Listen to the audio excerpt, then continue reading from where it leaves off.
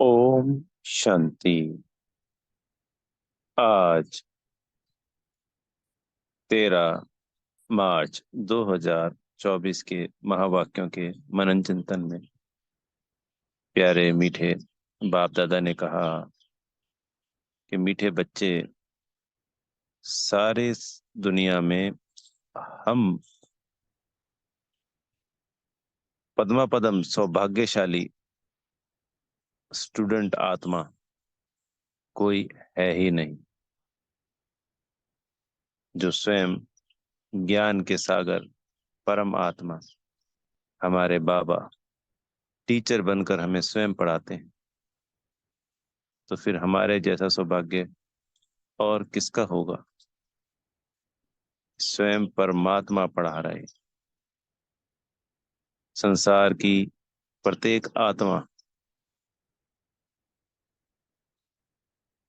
अलग अलग धर्म की अपने अपने तरीके से जिस परमात्मा को सिर्फ ढूंढ रही है, जिसको याद करती है, 8 अरब आत्माएं, वो रोज हमें पढ़ाता है। हमें पढ़ाकर विश्व की राजाई दे देता है। हमें कौड़ी से हीरा बना देता है। जैसे संसार में होता है ना, कोई गरीब बच्चे होते हैं, अनाथ बच्चे होते हैं, तो उनको कोई बड़ा आदमी देख लेता है और उनको पढ़ाता है और वो बड़े आदमी बन जाते हैं।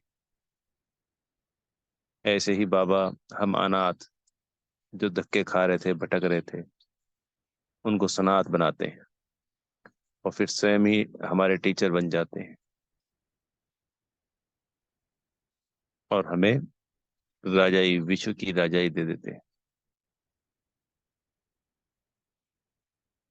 तो हमसे बड़ा सौभाग्यशाली और कौन होगा।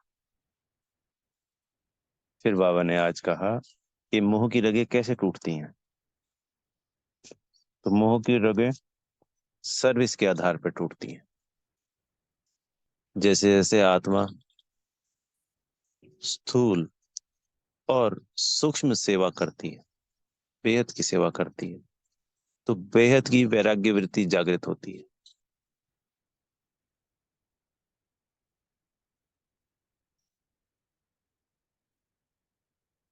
मनसा वाचा कर्मणा, जब हम सेवा में लगते हैं तो मोह टूटता जाता है। ये भान हमें हमेशा रहना चाहिए कि इन स्थूल आंखों से इस संसार की प्रत्येक स्थूल वस्तु जिसको हम देखते हैं, इसका विनाश होना है। जब हम संसार में रहते हुए कोई वस्तु खराब हो जाती है या टूटने वाली होती है या हम उसको बदलने वाले होते हैं, तो हमारा उससे मोह समाप्त हो जाता है। हमारा मोह कहाँ जाता है कि अब हमें इसके बदले नई चीज मिलेगी, नई वस्तु मिलेगी, तो हमारा सारा ध्यान नई चीज पे चला जाता है। ये तो खराब हो गई, ये तो खत्म हो गई, ये तो पुरानी हो गई, उसको भूल जाते हैं। ऐसे ही हमें बार बार सेवा करते हुए स्वयं को याद दिलाना होता है कि इन आंखों से जो देख रहे हैं ये तो सब खराब है, समाप्त होने वाला है, विनाश होने वाला है। तो फिर मोह की रग छूटती जाएगी इस पुरानी दुनिया से, क्योंकि नई क्या मिलने वाली है, नई दुनिया, स्वर्ग, सतयुग, वो हमारा अपना घर है, अपनी राजधानी है। आत्माओं का घर तो परम धाम है। पर जब इस साकार दुनिया में आते हैं तो सतयुग और त्रेता हमारा अपना घर होता है, अपनी राजधानी होती है। हमारे पिताश्री ने हमें गिफ्ट दी है। ये तो पराया देश, पराई दुनिया है, रावण की दुनिया। तो जब हम इसके बार बार अपनी बुद्धि में मर्ज करेंगे कि इसका विनाश होने वाला है, तो मोह की रगें समाप्त हो जाएंगी, चाहे वो कोई दूसरा मनुष्य है और चाहे ये दुनिया है। बाबा ने आज कहा कि हमेशा हमें याद रखना चाहिए कि हमारा धर्म तो आदि सनातन देवी देवता धर्म है। और जब दूसरी आत्माओं को मैसेज देते हैं तो उनको भी क्लियर करना चाहिए कि हमारा सत्य धर्म तो एक ही है। आदि सनातन देवी देवता धर्म। हिंदू धर्म तो बाद में नाम आया है, और हिंदू तो कोई धर्म ही नहीं है, जिसको आदि सनातन देवी देवता धर्म को हम भूल गए हैं। बाबा ने आके हमें इस चीज को बताया है।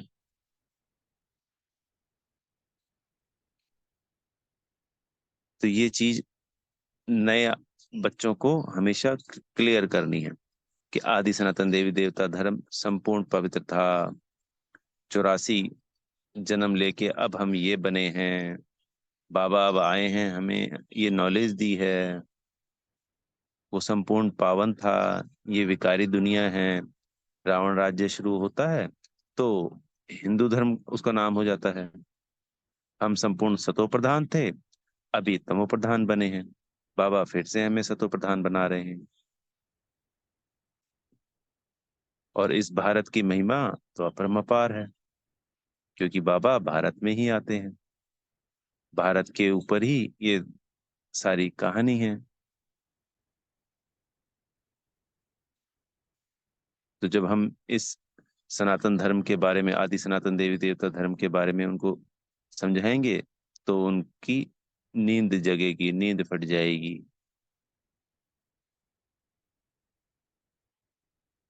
हमारे कुल का होगा तो वो इस ज्ञान और याद में लग जाएगा, बाबा की सेवा में लग जाएगा। बाबा ने आज बहुत वंडरफुल बात बताई। जब प्रदर्शनी में आते हैं तो थोड़ा सा भी इस ज्ञान को सुनते हैं तो वो उसकी प्रारब्ध बन जाती है, वो प्रजा में आ जाता है। वो त्रेता में तो आएगा ही आएगा, थोड़ा सुनने में। क्योंकि ये जो महावाक्य हैं, ये स्वयं परमात्मा के द्वारा उच्चारित हैं। तो ये अविनाशी हैं। ये सदा इस ब्रह्मांड में, इस वायुमंडल में विद्यमान रहते हैं।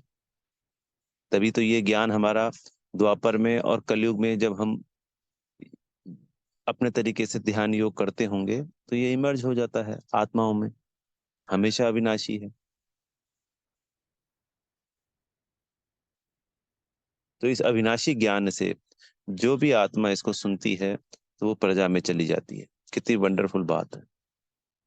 प्रदर्शनी में किसको कितना समझाया, 15 मिनट, आधी घंटा, और बताओ उसकी कितनी अच्छी प्रारब्ध बन गई कि वो प्रजा में आ गया।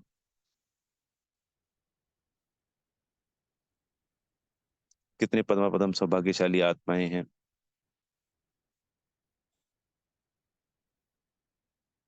जिनको ये ज्ञान सुनने को मिलता है।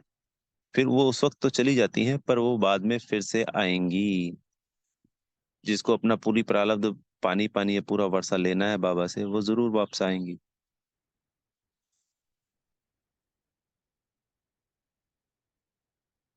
बाबा ने ये भी क्लियर किया कि काम महाशत्रु है, इसके ऊपर संपूर्ण विजय प्राप्त करनी है। और सब आत्माओं को ये मैसेज देना है। क्योंकि जो संसार में गीता लिखी गई उसमें भी मुख्य लाइन यही है, काम महाशत्रु है। क्योंकि सत्युग का आधार है ही पवित्रता। संपूर्ण पावन आत्मा ही हम परम धाम जा सकती हैं और फिर सत्युग में आ सकती हैं। उसके लिए पावन बनना तो जरूर है। तो प्रत्येक आत्मा को बाबा का परिचय दे, काम महाशत्रु के बारे में भी बताना है कि इस विकार को छोड़ना है। संपूर्ण पावन बनेंगे तो आत्मा हल्की हो जाएगी, विकर्म विनाश होंगे। जब आत्मा स्वयं को आत्मा समझ उस परमात्मा को याद करेंगी, पावन बनेगी, तो 63 जन्मों के विकर्म विनाश होंगे। आत्मा हल्की हो जाएगी और बाबा के संग परम धाम जाएगी। नहीं तो सजाएं खा के पीछे से सब आत्माएं को जाने ही जाना है। बाबा ने कहा कि उच्च पद की प्राप्ति भी याद के बल से होती है। क्योंकि जो भी हम मुरली पढ़ते हैं, ये ज्ञान लेते हैं, इससे हमारी सत्युग देवता की प्रारब्ध बन जाती है। पर अगर हमने विकर्म विनाश नहीं किए तो सजाएं खाएंगे, तो पद नीचे हो जाएगा। अब हमने आत्मा समझ उस परमात्मा को याद किया बार बार, तो हमारे विकर्म विनाश होते जाएंगे, जो पिछले 63 जन्मों में किए हैं। तो अंत में हमें सजाएं नहीं खानी पड़ेंगी, तो हमारी प्रारब्ध ऊंची हो जाएगी, हमारा पद ऊंचे से ऊंचा हो जाएगा। तो ऊंचे से ऊंचे पद का आधार याद है। सत्युग त्रेता की प्रारब्ध बना, उसमें जाना, उसका आधार ये ज्ञान है। पर उच्च पद प्राप्त करना, राजाई प्राप्त करने के लिए आत्मा समझ उस परमात्मा को याद करना ही आधार है। क्योंकि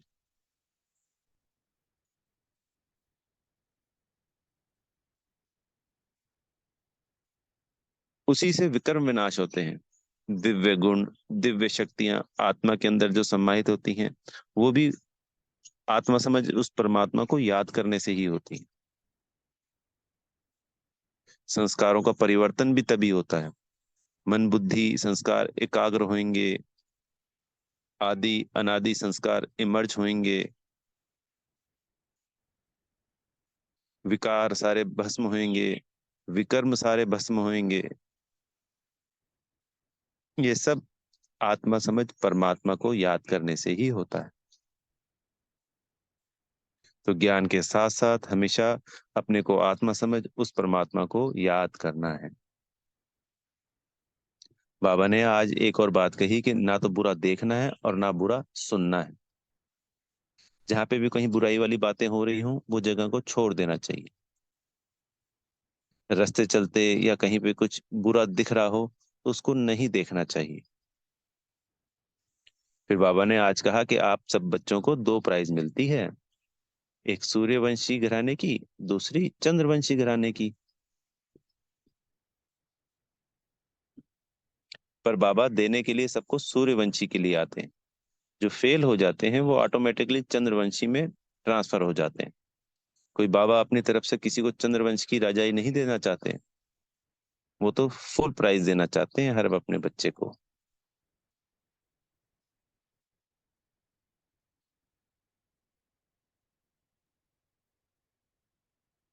फिर बाबा ने आज कहा कि कोई भी दिन इस पढ़ाई को मिस नहीं करना चाहिए। क्योंकि मिस करने से कौन सी पॉइंट रह जाती है तो फिर वो हमें पॉइंट समझ में नहीं आएगी। तो रोज पढ़ना होता है, रोज इन ज्ञान रत्नों को धारण करना होता है। अगर किसी कारण से हम सेंटर एक दिन नहीं जा पाते हैं तो फिर दिन में हमें उसको पढ़ लेना चाहिए मुरली को। और अगर हम रोज सेंटर भी जाते हैं तब भी हमें मुरली को जरूर पढ़ना ही पढ़ना है, एक बार और जितना ज्यादा हो सके उतनी बार पढ़ें तो और भी अच्छा।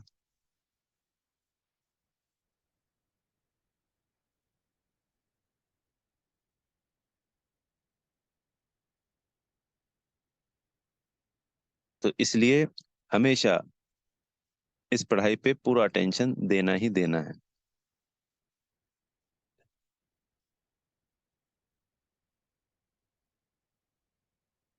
और ये एक नया धर्म स्थापन इस वक्त हो रहा है, आदि सनातन देवी देवता धर्म। ये इस पुरुषोत्तम संगम युग पे ही होता है। जो ब्राह्मण बनते हैं वही देवी देवता बनेंगे। जो ब्राह्मण नहीं बनेगा वो देवी देवता बन ही नहीं सकता। देवी देवता बनने की पहली शर्त ही ब्राह्मण बनना है। फिर आज बाबा ने वरदान में कहा, अपने प्रैक्टिकल जीवन के प्रूफ द्वारा साइलेंस की शक्ति का आवाज फैलाने वाले विशेष सेवाधारी भव। तो जब हम आत्मिक स्थिति में स्थित होते हैं तो हमारी साइलेंस की पावर बहुत शक्तिशाली हो जाती है। वो वाइब्रेशंस हमारे अपने परिवार से, समाज में, शहर में, हमारे अपने देश में और फिर पूरे विश्व में फैलने वाली है।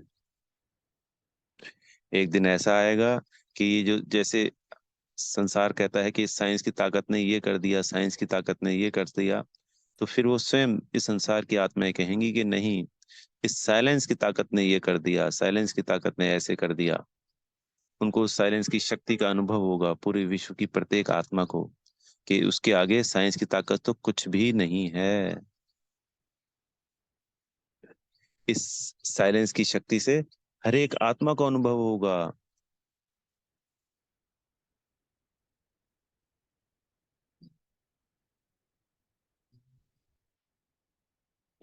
जैसे आज साइंस की ताकत नामी गिरामी है, ऐसे ही साइलेंस की पावर भी नामी गिरामी होने वाली है। बेहद की प्रत्येक आत्मा के मुख से यह निकलने वाला है कि इस साइलेंस की ताकत ने प्रत्येक आत्मा के जीवन को बदल दिया। अनेक अनुभूतियां होने वाली हैं प्रत्येक आत्मा को। इस साइलेंस की शक्ति से ही बाबा की प्रत्यक्षता होगी, ये भी पक्का है।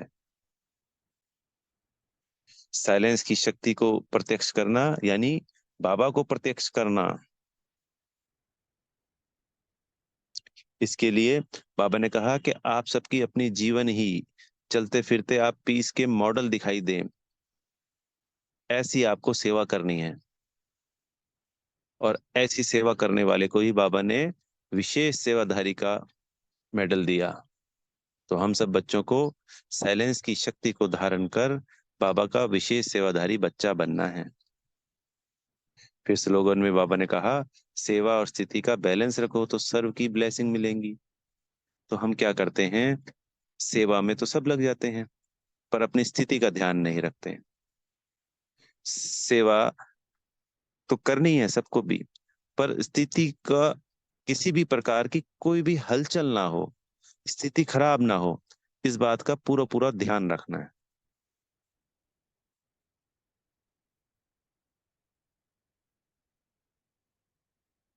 सेवा थोड़ी कम ज्यादा हो सकती है पर स्थिति बिल्कुल भी हलचल में ना आए, स्थिति बिल्कुल भी ना खराब हो, ये हमेशा ध्यान रखना।